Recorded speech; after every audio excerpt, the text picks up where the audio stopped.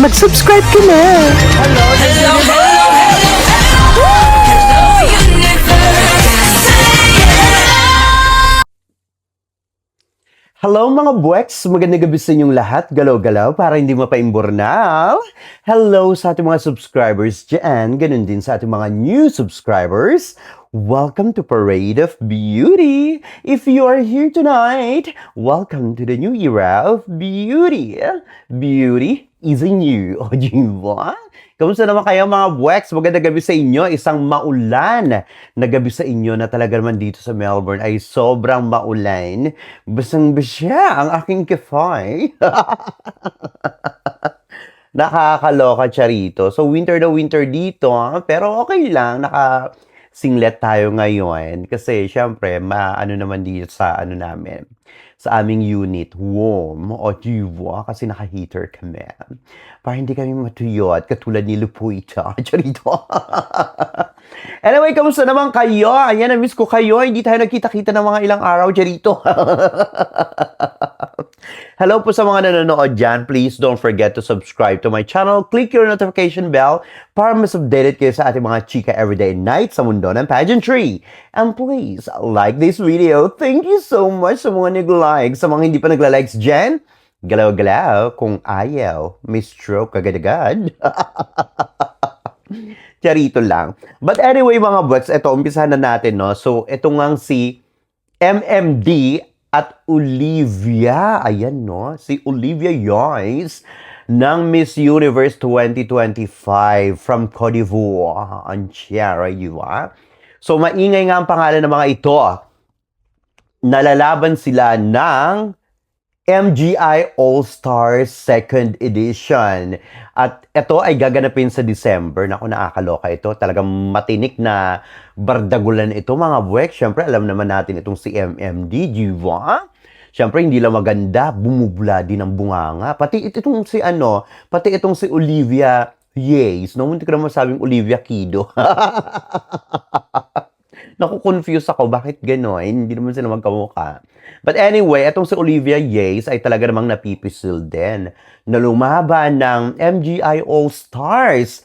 Ayan, alam niyo na kung may usok, syempre may apoy yan. Baka nga naman nagpaplano ito. Pero, nag-judge na ito sa Miss Cosmo last year, di ba? Ito lang naisip ko baka mamaya hindi rin naman totoo yung rumors, di ba?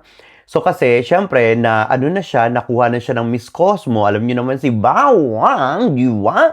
Hindi yung papayag ng ganun-ganun lang, diwa? Lalo na pag nahawakan niya na yung isang queen, diwa? So kita niyo nga si Harna Sandu, diwa? Lagi nandun. Si Asukal, si Paula Sugar, lagi ding nandun, diwa? So ngayon, I don't know. Siyempre, alam niyo naman ang Cosmo at saka yung MGI, matindi rin ang bardagulan nitong dalawang organization na ito. I think mas paniniwalaan ko dito. Well, yung ibang queens diyan, hindi ko naman sila masyadong kilala or hindi ko talaga sila kilala, no? So, ito na lang dalawang pag-usapan natin kasi ito naman dalawang itong sikat. Diba? So, props muna yung iba. So ngayon, ito namang si MMD ay talaga naman parang hindi na imposible na mag-join niya ng MGI All-Stars. Well, na-interview natin siya. And supposedly, kasali siya talaga dito sa first edition. Kaya nga lang naiba yung schedule. Hindi na natuloy, no? But, to be honest, kung ako tatanungin, well, yung na-interview natin siya, yun nga, nagsabi siya ng kanyang interest dito sa MGI All-Stars, no? Or MGI. Pero kung akong tatanungin mga Wex, mas gusto ko na mag-MGI na lang siya. Mag-MGI na lang, di ba? Kesa na manalo ka, i-defend mo, or depends on you, if gusto mong i-defend yung corona at saka yung title mo, well, ganon, di ba? So kung hindi niya di-defend, so siya na yung title holder ng, let's say, kung manalo siya ng 2nd edition, di ba? So, ayun, parang ang tsaka lang kasi, sa totoo lang, no? Parang may edition. Big Brother and the thing. But anyway, para sa akin personally, gusto ko siya sa MGI na lang sana. Ganyan, di ba? Medyo naano ko dito sa MGI kasi di ba meron silang pa-votings. Ganyan, di ba? Yung pa-voting sa mga kada segment, ganyan, may voting dito. Pasok ng top 10, may voting din. Top 5, may voting din. Q&A, may votings din. Tapos yung pagpasok ng top 3, may votings din. Yung bago i-announce yung panalo or yung winner, may votings din. Di ba parang lahat na lang pera-pera.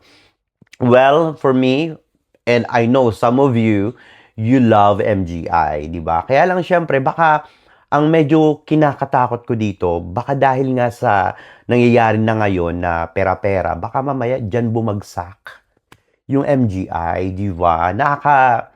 Nakakatakot na nakakilabot. Siyempre, ang mga tao, hindi naman yan lagi may pera. Siyempre, may mga personal needs yan. Hindi naman laging, alam mo yun, to the rescue or makakapagbuga ng pera, di ba? Hindi naman laging ngayon, ganon. Lalo na sa panahon ngayon, baka magsawa yung mga tao. Di ba? Kasi nga kung pera-pera na lang, kung ganyan ang labanan. At saka syempre, yung talagang iniisip natin na beauty pageant is beauty and brains, di ba? So okay lang naman na may botohan, pero wag naman sana yung sobra-sobrang ganun, di ba? And ito pa yung isa, sana naibalik na nga yung transparency. Of course, tuwan-tuwa tayo dyan, transparency. Yung iba nagrereklamo, yung iba ayaw kung walang transparency, nagrereklamo. Kung may transparency, nagrereklamo pa din. Di ba? Ano ba talaga? Di ba?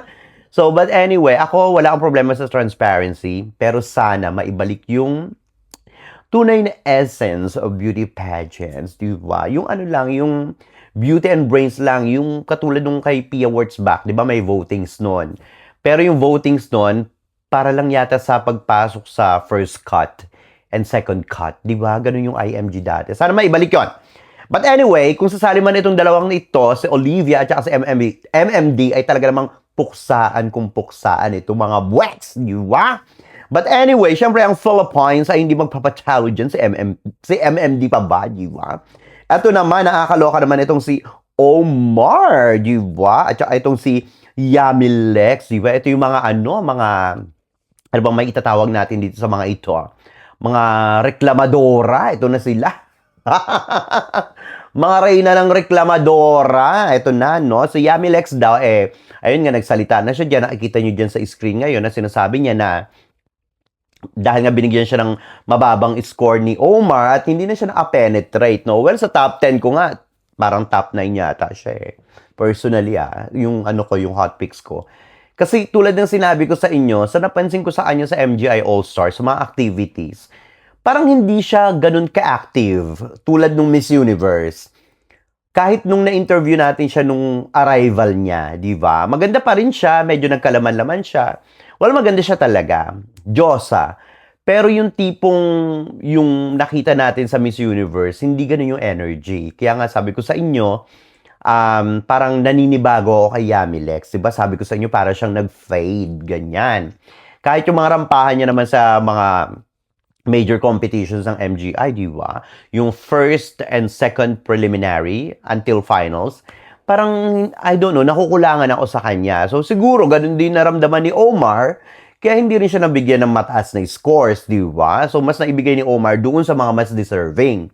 So, ito naman, naghihimutok naman tong si Yamilex na sabi niya, mababa man daw yung binigay sa kanya ni Omar na scores, mas marami naman daw siyang na-receive na support, love and support from, many people in the world, no? Around the globe, ganyan, no? So, sa international pageants daw, mas marami daw siyang na-receive na support and love, ganyan, which is fair enough. Siguro totoo naman. Well, ganun talaga, di ba? Sa pageants, may nananalo, may natatalo. Sabi nga nila, yung mga natatalo, yun talaga yung mga may ingay, di ba? Well, sa case naman ni Yamilex, pwede rin niya namang ipaglaban yung kanyang ganda, pero syempre, nakita naman natin kung paano din siya lumaban, di ba? So, ito namang si Omar, in fairness naman kay Omar, deadma lang siya, di ba? Wala siyang care, kasi pagpapatulan niya yun, magkano lang naman yung katiting na kikitain niya dun sa engagements niya, mas malaki pa yung perang kinikita niya sa profession niya, di ba? At saka mayaman na yun si Omar. Siguro kailangan lang si Omar, kumakagat lang sa mga ganyan, syempre for a clout, for engagements. Pero I don't think kapit yan sa kita sa social media. I'm pretty sure bilyonaryo na yan, di ba? Or milyonaryo na yan, ganyan. Hindi niya na kailangan ng mga ganyan. Di ba? So anyway, ito naman si isa pang mga rin ito, o reklamadora din. Nakakaloka. Tapos ng pageant, talagang naglilipana pa rin sila. Ito ang si Ghana, di ba? Si Ghana at saka si Czech Republic na parang sinasabi niya na hindi daw fair ang MGI. O di ba? Hindi matutuwa si Papa Nawat niyan. Mga buweks, alam niyo na. Di ba? Isa sa mga princesses ni Papa Nawat itong si Czech Republic at saka itong si Ghana, di ba? Na sinasabi nila na meron daw mga bumoto sa kanila, ganyan-ganyan, na parang sinasabi ni Czech Republic na parang, ayun na naman, no? Yung, natatandaan nyo yung in-interview natin siya, yung lagi yung sinasabi, I came from the small cities in my country, Czech Republic, blah, blah, blah, blah, blah, di ba ganon? Ayun sa talak niya na yan, ganun din yung sinasabi niya, parang paulit-ulit na lang siya, di ba? Parang nakatatlong questions tayo doon sa ambush interview sa kanya. Tapos, ganun din yung sinagot niya. Tapos, ito namang post niya, ganun din yung comment niya pala sa post na yan. But anyway, so silang dalawa ni Ghana, sinasabi nila na yung family and friends nila, they tried to vote nung time na yon. And of course, yung mga kaibigan nila around the world, yung mga supporters nila around the world, ano pa ba, yung mga relatives nila, and so on. Talagang they tried na makaboto, kaya nga lang it didn't work. Kasi nga nagkaroon ng problema doon sa system, di ba? Nagkaroon ng technical problem na talaga namang ang tagal, mga weeks. Siguro kung isusuma total mo lahat, parang siguro almost parang 2 hours or more than that yung nahang yung pa-live nila dahil dyan, no? But anyway, alam mo sa totoo lang, mga buweks, no? Kung nagkaroon ng problema ng ganon, sana tinanggal na lang nila yung votings na yan. Sa totoo lang, no? Kasi, well, siguro nga, syempre, kailangan kumita ni Nawat. Kita nyo naman, laki ng kinita niya kay Vietnam pa lang, di ba? So, ganun talaga. So, kung ang tatanungin nyo personally, I don't think it's MGI organization's fault. Kasi sino ba naman may gusto na masira yung system, di ba, na magka-technical problem? I mean, they didn't want that to happen.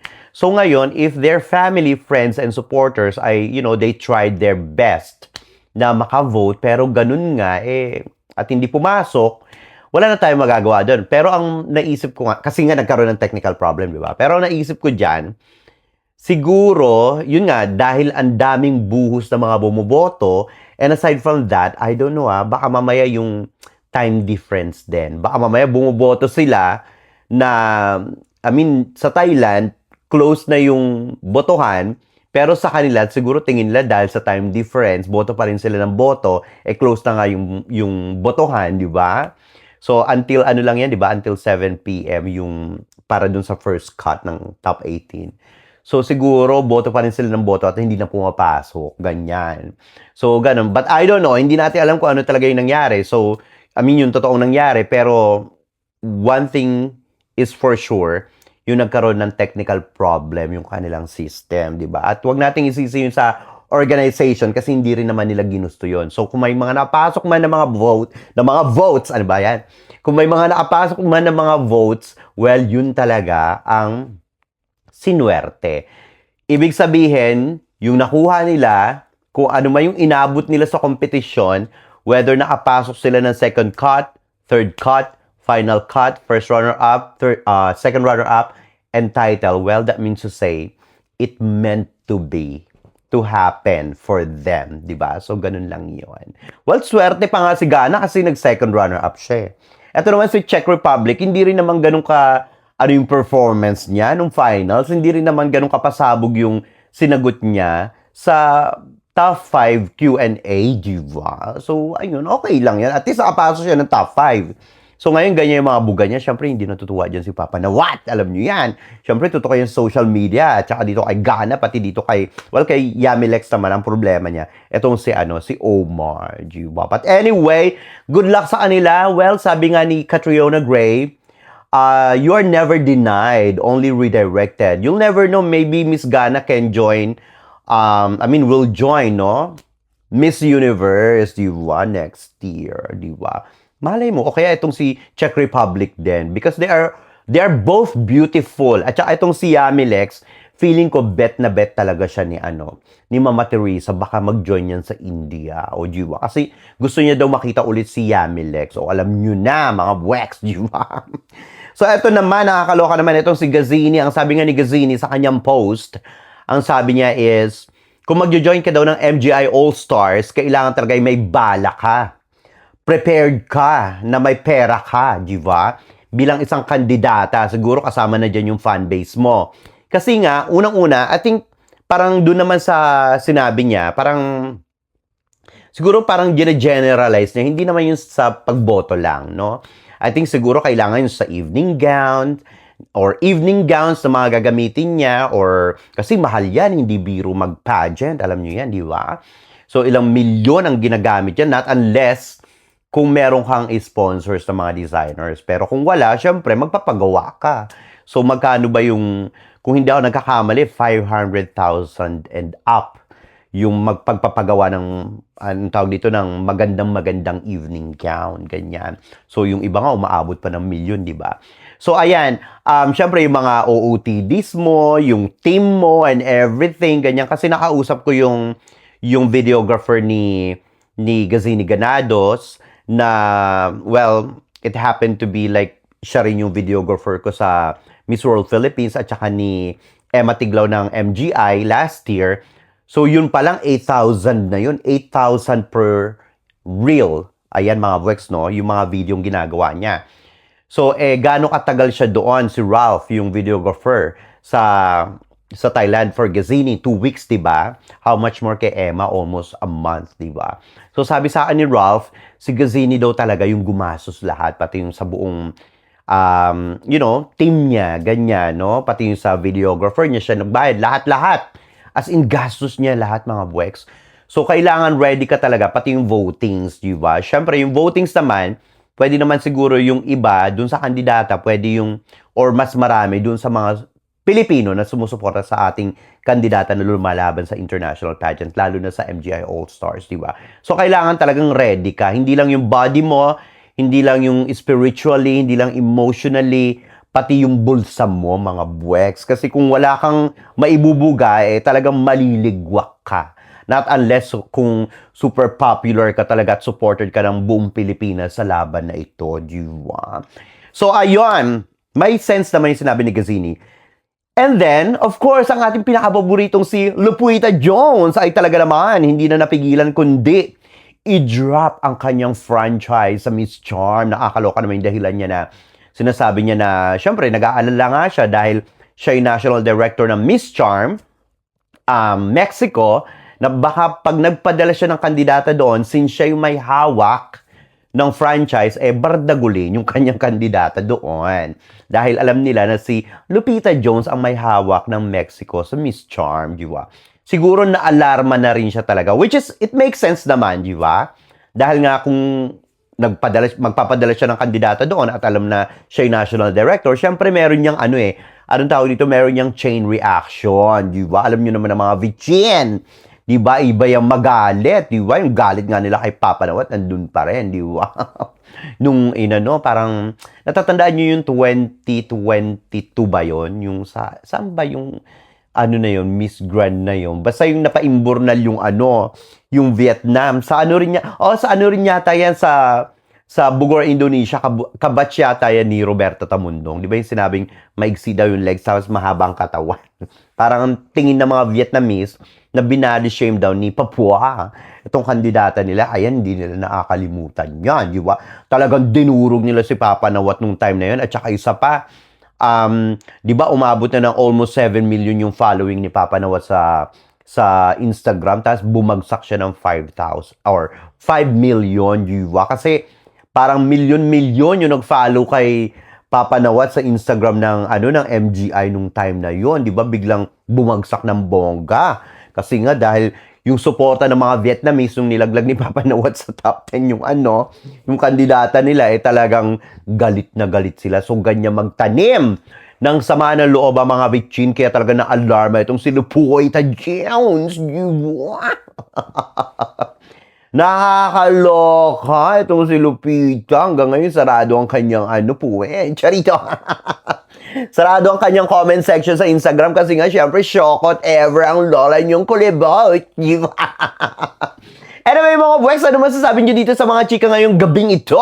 Mag-ingay kayo sa ating comment section para makita ko rin ang inyong mga opinion.